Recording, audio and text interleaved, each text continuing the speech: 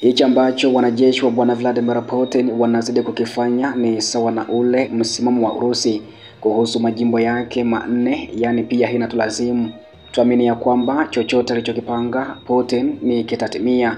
kwa sababu pia kila siku wizara ya ulinzi ya Urusi imekuwa ikiripoti ukombozi au nyakuzi wa maeneo kadha wa kadha kutoka mikononi mwa Ukraine, na pia usisahau ya kwamba kitovu cha vita hii ni maeneo hasa ya Donetsk, Kherson, Zaporizhia na huko Lugansk, ambapo Putin ndipo aliweza kuhoji zaidi ya kwamba ndiyo Marekani inataka vita viishe, lakini swali ni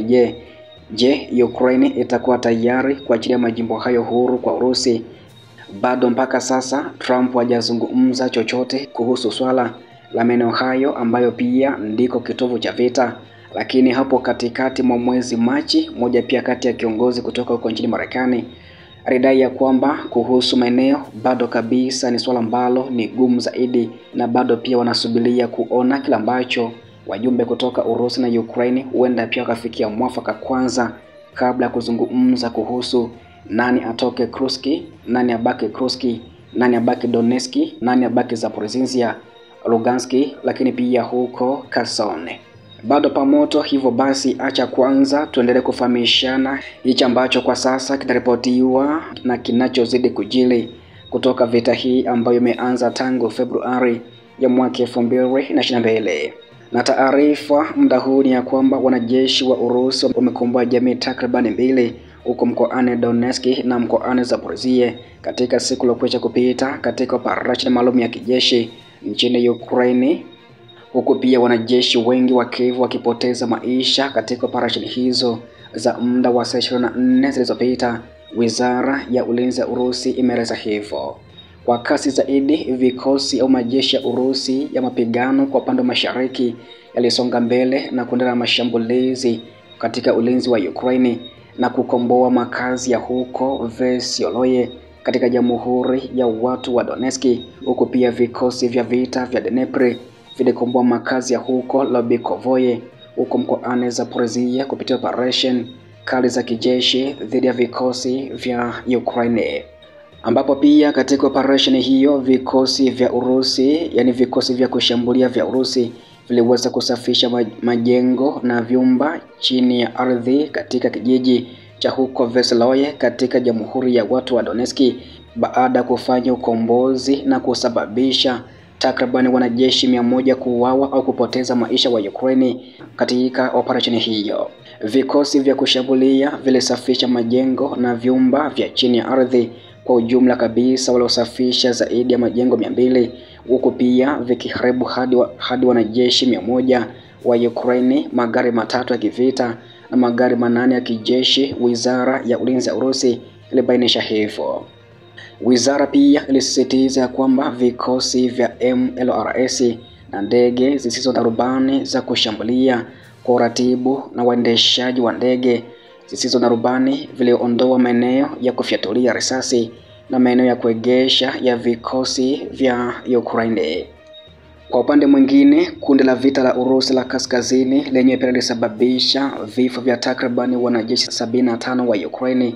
na kuharibu tanki la adui na bunduki 3 za adui katika eneo lake la wajibikaji kwa muda wa saa 24 zilizopita, ambapo katika mwelekeo wa Belgorod vitengo vya vita vya Urusi vya kaskazini vilishambulia wafanyakazi na vifaa vya brigade 2 zilizo na mitambo, brigade ya watoto wachanga yenye magari, vikosi viwili vya shambulio la jeshi la Ukraine na vikosi viwili vya ulinzi wa eneo katika maeneo karibu na makazi ya huko Miroposkoye, Prokodi na Petroshevinka. Wizara ya ulinzi ya Urusi imeeleza hivyo.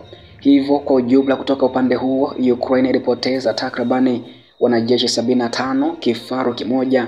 gari la kivita, magari 4, bunduki 3 za kivita na kituo cha vita vya elektroniki katika eneo hilo la mstari wa mbele wa kivita kwa muda wa saa 24 zilizopita. Pia wanajeshi wa kundi la vita la mapigano la Urusi la Magharibi walisababisha vifo vya zaidi ya wanajeshi 200 wa Ukraine na kuharibu vifaru viwili vya adui katika eneo lake la uwajibikaji katika siku iliyokwisha kupita. Imeelezwa kuwa vikosi vya vita vya Urusi vya Magharibi viliboresha nafasi zake za mbele na kusababisha hasara kwa wafanyakazi na vifaa vya brigedi ya tanki, brigedi 2 za mitambo, brigedi ya shambulio la jeshi la Ukraine na brigedi ya ulinzi wa eneo katika maeneo ya huko Kamenka, Kodrashovinka katika Jamhuri ya Watu wa Donetsk. Hivyo jeshi la Ukraine liliweza kupoteza zaidi ya wanajeshi 200, vifaru 2, gari la kivita, lori 4 na bunduki 6 za kivita, ikiwa ni pamoja na howitzer iliyotengenezwa nchini Marekani ya M198 ya milimita 155 katika eneo hilo la mstari wa mbele wa kivita kwa muda wa saa 24 zilizopita.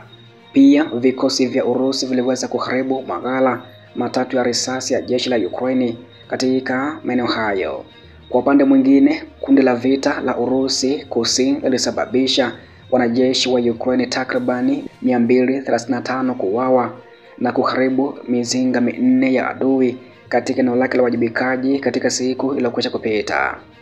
Imeelezwa kuwa vikosi vya vita vya Kusini vilipata safu na nafasi bora na kusababisha hasara kwa uundaji wa brigedi 3 zilizo na mitambo, kikosi cha mashambulio cha jeshi la Ukraine, kikosi cha ulinzi wa eneo na kikosi cha walinzi wa kitaifa katika maeneo ya huko Sivansky, Mikovinka, Veloyubovinka, Chasov Yar katika Jamhuri ya Watu wa Donetsk.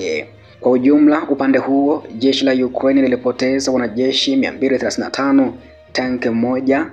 shehena ya askari wenye silaha, lori 7 za kubebea mizigo na mizinga 4 katika eneo hilo la mstari wa mbele wa kivita katika siku iliyokwisha kupita. Wizara ya Ulinzi ya Urusi pia iliongeza kuwa vikosi vyake viliweza kuharibu kituo cha vita vya kisasa, yani vya elektroniki na ghala 2 za risasi za jeshi la Kiev.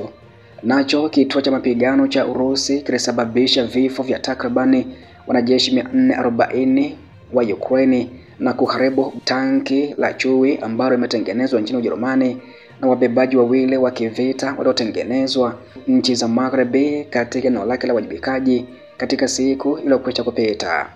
Wizara imebainisha ya kuwa vitengo vyake vya kituo cha vita viliboresha msimamo wake wa kimkakati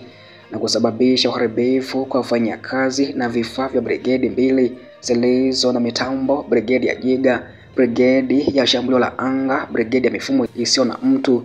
yani isiyo na rubani, jeshi la shambulio la jeshi la Ukraine, kikosi cha watoto wachanga wa baharini, brigedi 2 za walinzi wa kitaifa na kikosi maalum cha Omega karibu na kitengo maalum cha Omega. Pia maeneo mengine ya huko Krasnoarmeysk, Kotilino, Lenina, Udachinoye katika Jamhuri ya Watu wa Donetsk.